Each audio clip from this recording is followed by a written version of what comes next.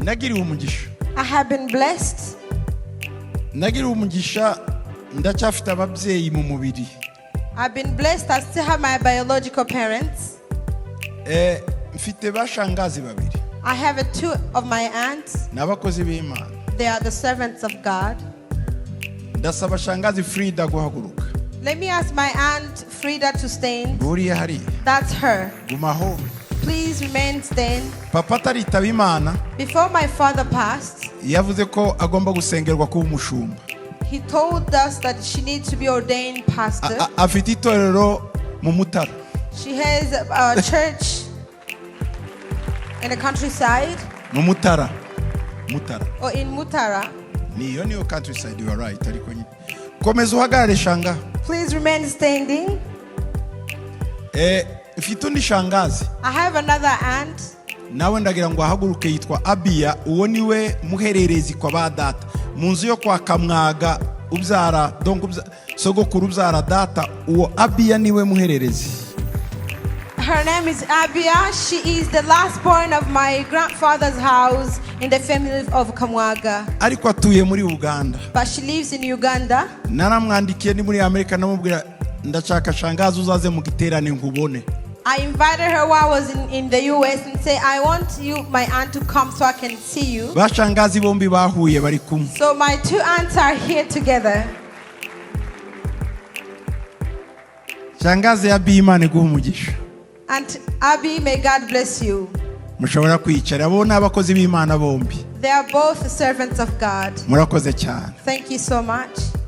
Turi kumwe hariya nanone bari kumwe na nundi mubyeyi wanjye navuga ko mu mubiri ariko mu mwuka nawe. There's also another one of my parents. I may refer to them. There's also another one of my parents. I may refer to them either biological or spiritual parents. Uyu musozi twicayeho. The mountain where we are seated. Niwe wa mbere watanze amafaranga ngo tugure akabanza kambere. She is the first person who supported us to purchase the first lot that we had. Mwabashumba. Pastors. Mwarakoze. Thank you. Uyu munsi Zion Temple iracyahumekera hari. Today we still have Zion Temple Kubera mwebwe. because of you. Amen. Amen. Amen. Amen. I truly honor you. Ndabashimiye kandi ndabubashe. Cyane. Very much. Imana ibahe umugisha. May God bless you. Bivuye ku mutima wanjye. This comes from the bottom of my heart. Ndetse na komite executive. With the executive committee. Ndetse na board. And all the board members. Imana ibahe umugisha. May God bless you. Reka turebe. Ariko sinavuze n'abakristo bo mu Rwanda mwese muraha. Namwe bakristo bo mu Rwanda nimuhaguruke mwese. Let me ask everyone. Baba baririmbyi baba bakimwese aho muri ukabura umukristo gusa bo mu Rwanda haguruka aho uri. If you are a believer Christian from Rwanda, please stand where you are. Ereka iki gitera ni cya Afurika Haguruka. Aha aka gace turi muri Afurika ndi turi mu Rwanda. Rero n'abanyarwanda turabakiriye mu izina rya Yesu. Ku musozi wa Afurika. This is not just a conference for Rwanda, it is a conference for Africa. So let me welcome all the Rwandans. Imana ibahe umugisha. May God bless you. Hagati aho. Meanwhile, nagiriwe umugisha. I have been blessed. Nagiriwe umugisha ndacyafite ababyeyi mu mubiri. I've been blessed. I still have my biological parents. Mfite bashangazi babiri. I have two of my aunts. N'abakozi b'Imana. They are the servants of God. Ndasaba shangazi Frida guhaguruka.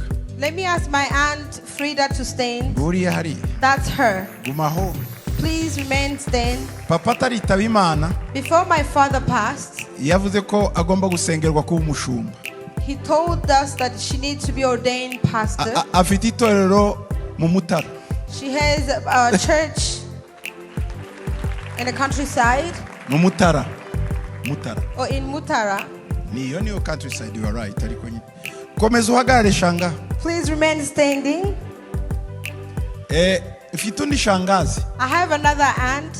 Nawe ndagira ngo ahaguruke yitwa Abiya, uwo niwe muhererezi kwa ba data. Mu nzu yo kwa Kamwaga ubyara donc sogokuru ubyara data, uwo Abiya niwe muhererezi. Her name is Abia. She is the last born of my grandfather's house in the family of Kamwaga. ariko atuye muri Uganda. But she lives in Uganda. Naramwandikiye ni muri Amerika namubwira ndashaka shangazi uzaze mu giterane nkubone. I invited her while I was in the US and say, I want you, my aunt, to come so I can see you. Bashangazi bombi bahuye bari kumwe. So my two aunts are here together. Shangazi ya Imana iguha umugisha. Aunt Abby, may God bless you. Mushobora kwicara abo n'abakozi b'Imana bombi. They are both servants of God. Murakoze cyane. Thank you so much.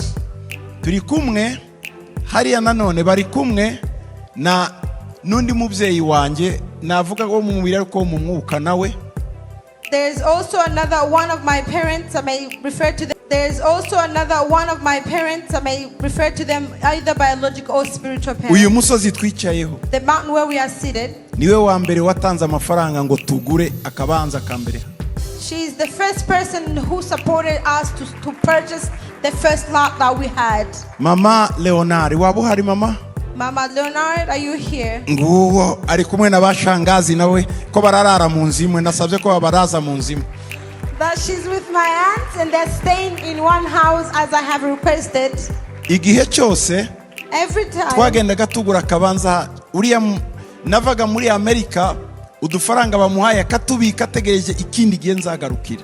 Nagera muri Amerika tugasenga tukicara yarangiza akampamagara tukamanuka muri cave hepfo nawe akamfunda amafaranga mu mufuka we yarangiza ngo wa musozi. Each time I will go abroad, but by the time I come back, she will have money saved only for this mountain. She will remind me whatever I do, she'll make sure she contributes something. Iyo natindaga kujya muri Amerika, If I delay to go to the US, yabwiraga Leonard she will tell ngo Leonard. mfite udufaranga tw'umusozi twohereze vuba birashoboka ko bataragura handi. She will say, I still have saved up money for the mountain. It's possible they haven't enlarged it yet. Murebe uwo mukecuru. That old lady that you see there, Aha hantu turi. where we are seated, Afite uruhare hafi 60%. about 60% it's her part. Urakoze mama. Thank you, mother. Imana iguha umugisha. May God bless you. Narishimye cyane ko waje. I was very glad that you came. Nakomeje mbuza amahoro abantu bambwira aho uri kugira ngo tugucumbikire neza. I continue to ask the people if you are coming and if you are being taken care of. Harundi mubyeyi wanje nawe Marie Teresa yabahari. Is Mary Teresa here? Tukunze kumwita mama general. Uwo mu mama murebo nawe. I usually call her Mama General, the one that you see there. No mubyeyi wanje nawe. She's also one of my mothers. Barimo barazana abo bakecuru ko ari bane. The 4 elder women that you see there, Ubu mfite ba mama bane. I have 4 mothers. Ntabwo ari ba masenge, ntabwo ari abo ni ba mama. They are not just my aunt or anybody. Umwe They're ari just imbere my undi ari mothers. inyuma undi ari ibumoso undi ari iburyo ndahindukira nkagwa kuri mama nahindukira nkagwa ku. They surround me back and front on both sides. I have them. Igihe twagiye muri Israel. When we went to Israel, Uriya mama general haguruka tuku. Mama General that you see there, N'umukecuru. she's an elder woman. Uwo ngo n'umuvandimwe wa Bishop Safari. She's a sister to Bishop Safari. Ariko But twazamutse imisozi. we climb mountains. Yasigaga abasore benshi. But she will get strength more than young people. Arakomeye She's powerful, nubwo akuze. although she's Imana aging. iguha umugisha mama. May God Kuba bless waraje. you. I sent a message of an invitation. Abo nibo Thanks for natumiye, coming. aba nibo nari mfite ku mutima cyane kugira ngo bazaze babone ibyo mwakoze hano. These Rero are- Imana ibaha umugisha They babyeyi. are special. I personally invited them to come and see what they have been doing. Amen. Amen. Mufatanyije nanje kwishima. Do you rejoice with me? Kuko nagombye kuba mfite nanje ababyeyi bombi hano bareba ibi birori ariko mfite bariya barahari kandi namwe ndabafite. I would like to have both parents here to see how we are celebrating, but I have them and I have you as well. Amen. Amen.